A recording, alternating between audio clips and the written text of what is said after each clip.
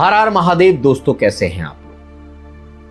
जीते जी कई बार मरेगा, छदम वेश में वो विचरेगा।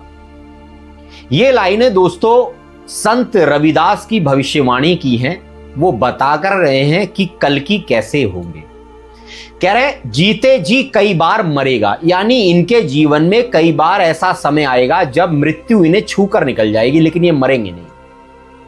जीते जी कई बार मरेगा, छदम वेश में वो विचरेगा। अब इस लाइन को आज के वीडियो में हम समझेंगे, क्योंकि इस लाइन में कल्कि का सारा रहस्य छुपा है। कह रहे हैं छदम वेश में वो विचरेगा। जब मैंने ये पढ़ा कि छदम वेश में वो विचरेगा, तो मुझे समझ नहीं आया कि छदम वेश क्या होता है। हम भैया अंग्रेजी मीडियम के पढ़े हुए बंदे, हमें क्या पता शुद्ध हिंदी में कौन क्या लिख गया। तो मुझे पता लगा छदम वेश में वो विचरेगा, तो मैंने तुरंत गूगल पर डाला कि छदम वेश किसको कहते हैं। तो उसमें आया छदम वेश का अर्थ है कि कोई बनावटी रूप बदल लेना, यानी अपना रूप बदल लेना, खुद को ऐसा दिखाना जो आप दिखाना नहीं चाहते हैं, खुद को ऐसा दिखा देना जो आप हैं ही नहीं, वो होता है छदम वेश में विचरना। तो कल्कि के लिए बोला गया है कि वो छदम वेश में विचरेंगे, यानी ऐसा रूप बनाकर घूमेंगे कि उनको कोई पहचान ना पाए। तो अब ये छदम वेश क्या है? मैंने जो इस चीज को समझा है, मेरे हिसाब से जो कल्कि हैं, मेरे हिसाब से उनका जो छदम वेश है वो कैसा होगा, क्योंकि मैं अपनी सोच से भगवान को जानता हूं। मैं किसी बाबा, पंडित, मौलवी से अल्लाह भगवान का पता नहीं पूछता। मुझे भगवान ने बुद्धि दी है, तो मैं अपनी बुद्धि से चलता हूं। तो जब मैंने सोचा कि छदम वेश का अर्थ क्या होगा, छदम वेश का अर्थ है खुद को छुपा लेना, अपना रूप बदल लेना, यानी आप जो हैं वो दुनिया के सामने आप नहीं दिखाना चाहते हैं। तो उसके लिए आप क्या करेंगे? अब मान लीजिए, इसको आप तब तक नहीं समझेंगे जब तक आप पे आपकी जान पर बनने की बात नहीं आएगी। अब मान लीजिए कोई एक बंदा है, वो जिस गांव से गुजरता है वहां पर एक डाकू रहता है। आप सपोज कर लीजिए अंगुलीमार नाम का ही डाकू था, उस तरह का ही एक डाकू है जो संतों को मार देता है और जो शैतान है उनकी पूजा करता है। मान लीजिए एक डाकू बैठा है रास्ते पर और उस रास्ते से कोई संत निकल रहा है, तो वो उसको मार देता है, और शैतान निकल रहा है तो उसकी पूजा करता है। मान लीजिए आप उस रास्ते से निकल रहे हैं, आपको पता है कि अगर इसने मुझे संत समझ लिया तो ये मुझे मार देगा, और शैतान समझा तो ये मेरी पूजा करेगा। तो आप क्या भेष बनाकर उसके सामने जाओगे? आप अपने असली, अगर आप संत हैं तो आप अपने असली स्वरूप को छुपाने के लिए उसके सामने क्या बनकर जाओगे? शैतान बनकर जाओगे। संत रूप को छुपाने के लिए शैतान का रूप धारण करना पड़ता है। तो ऐसे ही कल्कि से बड़ा संत तो इस दुनिया में आज तक कोई नहीं हुआ। कल्कि अपना संत स्वरूप छुपाने के लिए, अपना उदार रूप छुपाने के लिए, अपना करुणामय रूप छुपाने के लिए, अपना दिव्य रूप छुपाने के लिए एक शैतान का रूप धारण कर लेंगे। अब वो शैतान ऐसा नहीं जैसे आपको पिक्चरों में दिखाते हैं, बड़े बड़े दांत हैं, सब कुछ है। आज के टाइम पर सबसे गलत और एक शैतानी रूप माना जाता है आज के युवा का। आज के युवा को ना तो नौकरी है ना चाकरी है, घर से ताने अलग मिलते हैं, खानदान वाले अलग ताने देते हैं, कोई नशेड़ी बताता है, कोई कुछ बताता है। तो कल्कि को इससे बढ़िया रूप कहीं नहीं मिलेगा। तो कल्कि एक बिगड़ैल युवा का, जो युवा पार्टी करता है, मस्ती करता है, सब कुछ करता है, ऐसा रूप बना लेंगे। उन्हें कोई पहचान ही नहीं पाएगा कि ये कल्कि अवतार है। आप मान लीजिए कल्कि आज किसी पब से, किसी डांस बार से बाहर निकलते आपको दिखें, तो क्या आप समझ लोगे कि ये बंदा कल्कि हो सकता है? तो जब अपना रूप छुपाना पड़ता है, जब स्वाभिमान की बात होती है, जब प्रकृति का आदेश होता है, तो अपने स्वरूप को छुपाने के लिए सब कुछ कल्कि को करना पड़ता है। अब आज का बिगड़ैल जेनजी का वो रूप लेंगे। अब आज का बिगड़ैल जेनजी कैसा है? जो पार्टी करता है, शराब पीता है, नशे करता है, सब कुछ करता है। आज के जेनजी का रूप ये है, तो हो क्यों नहीं सकता कि कल की भी ऐसा रूप ले? अब आप कहोगे कि वाह, भगवान को इन चीजों की कैसी आदत हो गई, भगवान को इन चीजों की क्या जरूरत पड़ गई? भाई, भगवान को कभी जरूरत नहीं पड़ती। अगर आप सोचो कि आप भोलेनाथ का नाम भांग से जोड़ो, तो क्या आपको लगता है भोलेनाथ भांग पीते होंगे? लेकिन फिर भी उनके साथ भांग का नाम जोड़ा जाता है। क्यों? ताकि लोग भोलेनाथ पर विश्वास ना करें। आसुरी प्रवृत्ति के लोगों को जितना भ्रमित करा जाएगा, कल्कि उतना ही करेंगे। और कल्कि ऐसा स्वरूप उन लोगों के लिए बनाएंगे जो आज धर्म के नाम पर खुद को बड़ा शुद्ध समझते हैं। अब क्या कल्कि ये सारे काम करेंगे, पार्टी करेंगे, ये सब चीजें करेंगे?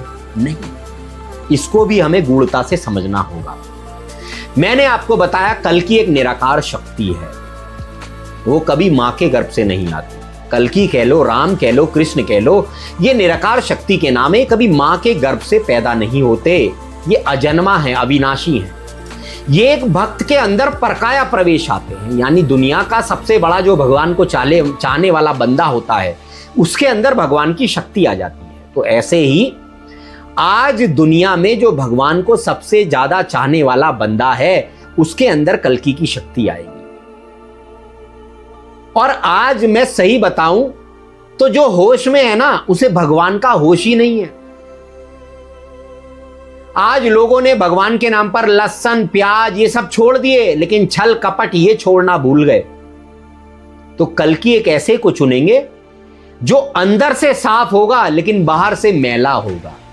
बाहर से सबको ऐसा दिखे कि ये तो पाखंडी है, बाहर से सबको ऐसा दिखे कि ये तो यार नशेड़ी है। कल्कि एक ऐसे बंदे को चुनेंगे।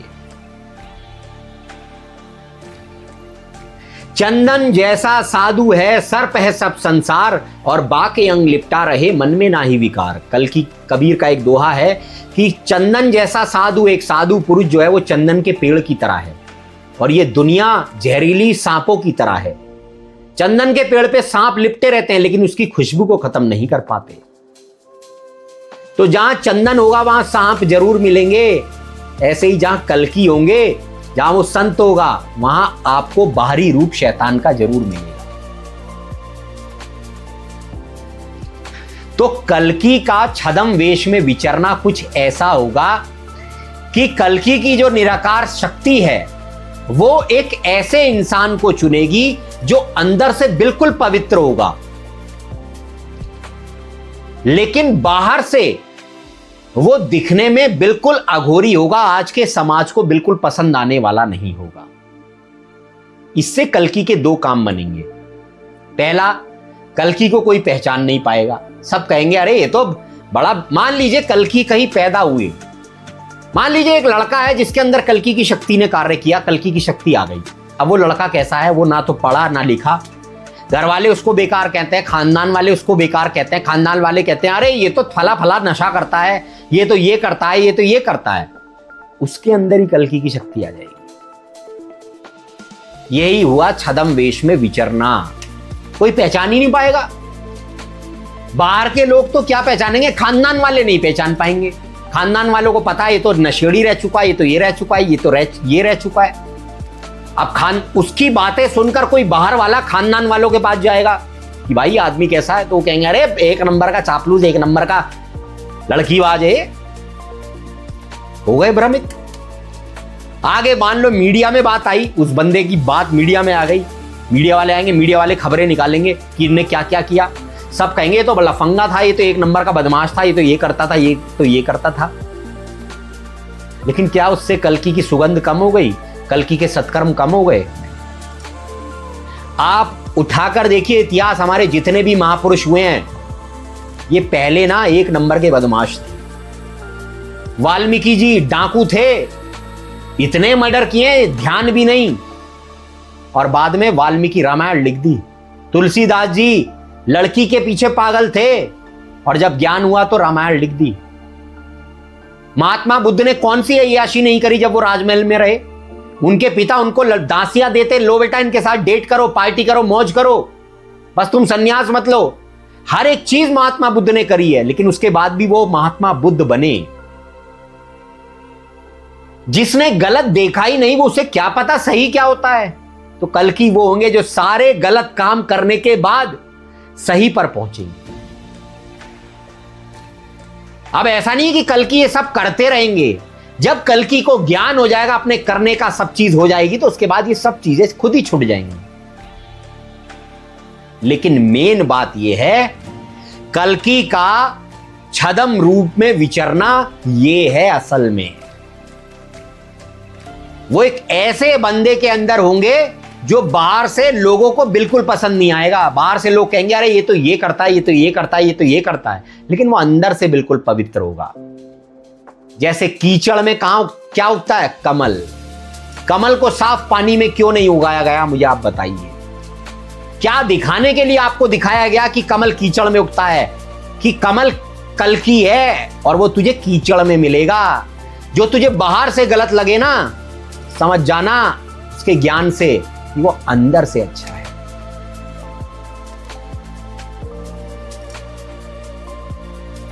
कल्कि बाहर से ऐसा भेष बनाकर आएंगे, आज के युवा का भेष बनाकर आएंगे, साफ बात।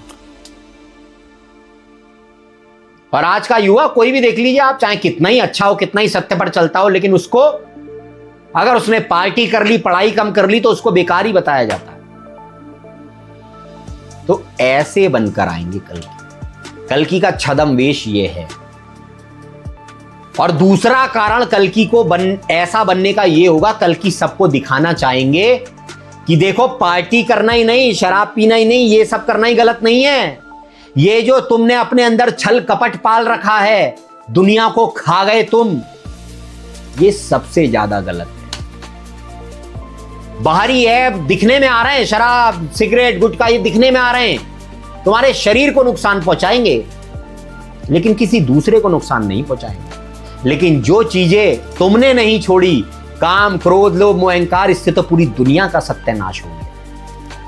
तो कल्कि यही दिखाने को आएंगे, देखो मैं तुम्हारे जैसा नहीं हूं, मैं इनके जैसा हूं। आजकल के बाबा कहते हैं लहसुन प्याज मत खाओ, फलाना मत खाओ, ढिमकाना मत खाओ, और कल्कि कहीं रेस्टोरेंट में बैठकर चाउमीन उधेड़ रहे होंगे, उसमें लहसुन भी पड़ा होगा, प्याज भी पड़ेगी, सब कुछ पड़ा होगा। उन्हें मतलब ही नहीं यार। गुरु नानक देव जी को एक बड़ी बात, खुशी से किसी ने एक बार मांस दे दिया हिरण का। गुरु नानक देव जी ने उसको ठुकराया नहीं, उसको पकाया, सबको दिया। अब लोगों के दिमाग में आ गई, अरे यार गुरु नानक देव जी ने ऐसा किया। लेकिन उनका उद्देश्य क्या था? उनका उद्देश्य लोगों को, कर्मकांडियों को, धर्माचार्यों को दिखाने का यह था कि केवल मांस खाना ही गलत नहीं है। अबे उसने मांस खाया, बकरे का खाया, तू तो इंसान का मांस खा रहा है। उसने मारा, बकरा मारा, आज इंसानों की मौत हो रही है। चलती फिरती लाशें घूम रही हैं आज। बच्चों को नौकरी नहीं है, कुछ नहीं है, रोजगार नहीं, सब कुछ, ये लाशें ही तो हैं। तुम इंसानों की तो मृत्यु कर रहे हो, भ्रष्टाचार करने में लगे हो, इंसानों को मार रहे हो और कहते हो हम जीव हत्या नहीं करते। ये सब दिखाने के लिए महापुरुष ये लीलाएं करते हैं।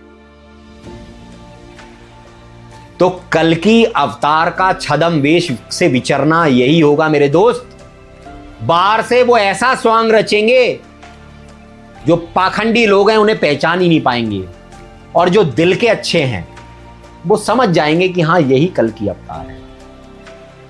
कल्कि बाहरी ऐबों को छोड़ने को नहीं कहेगा, कल्कि अंदर के ऐबों को छोड़ने को कहेगा। आज 70-80% हमारे युवा बेचारे शराब पीते हैं, सब कुछ पीते हैं, पार्टी करते हैं। अबे जिस युवा को घर में 7-8 बंदे खाने के लिए उसे नौकरी नहीं मिल रही, वो टेंशन में क्या करेगा? और आजकल के बाबा इन्हें लताड़ देते हैं। तुम क्या सोचते हो कल्कि भी ऐसे होंगे जैसे ये हैं?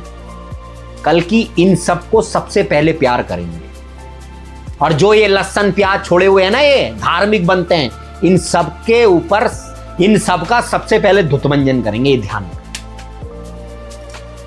तो कल्कि का छद्म वेश वैसा ही होगा जैसा कृष्ण का था। कृष्ण को क्या जरूरत थी गोपियां से रासलीला करने की, उनके कपड़े चुराने की? वो नदी में नहा रहे हैं, कपड़े चुरा रहे हैं, क्यों? उन्होंने ये सब लीलाएं इसलिए करी ताकि उनके जो जानने वाले लोग थे ये इन्हें पाखंडी माने। अब दुर्योधन पुर्योधन कृष्ण को तभी तो कहते रहते थे करेक्टर लूज है, ये सब कुछ है, ये तो ये लड़कियों को छेड़ता है, सब कुछ करता है। तो क्या कृष्ण ऐसे हो गए? कृष्ण ने वो लीला इसलिए करी ताकि दुर्योधन जैसे लोग इन्हें कभी भी भगवान ना माने। तो ऐसे ही कल्कि भी एक बिगड़े हुए लड़के के, युवा लड़के के रूप में आएंगे जिससे उन्हें कोई भगवान ना माने, और जो दिल के पवित्र लोग हैं वो उसे खुद ही भगवान माने। तो ऐसा होगा कल्कि का छद्म भेष। और ये मेरा मानना है भाई, मेरा कल्कि कैसा होगा मुझे कोई नहीं बताने आएगा। मेरा कल्कि मैं खुद ढूंढूंगा, और ढूंढ लिया है मैंने। आपके घर में अगर आपके माँ बाप हैं, परिवार है, शरीर वाले से किसी से प्रेम करना है तो उनसे करिए। किसी को गुरु बनाकर, ये हमारे गुरु हैं। आज मैंने देखा कितने लोग अपने घर में अपने माँ बापों के पैर दबाते नहीं और वहां जाकर आश्रमों में गुरुओं के पैर दबा रहे हैं। घर में माँ बाप भूखे मर रहे हैं और गुरुओं के आश्रमों में जाकर उनकी सेवा कर रहे हैं।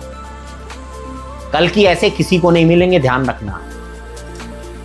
घर में रहकर अपने फर्ज निभाओ, अपने माँ बाप की सेवा करो, उनका पालन पोषण करो, भाई बहन की मदद करो, तब कल्कि तुम्हारे साथ आएंगे। जैसा हमें भगवान का नजरिया दिखाया गया है ना, भगवान ऐसे हैं नहीं।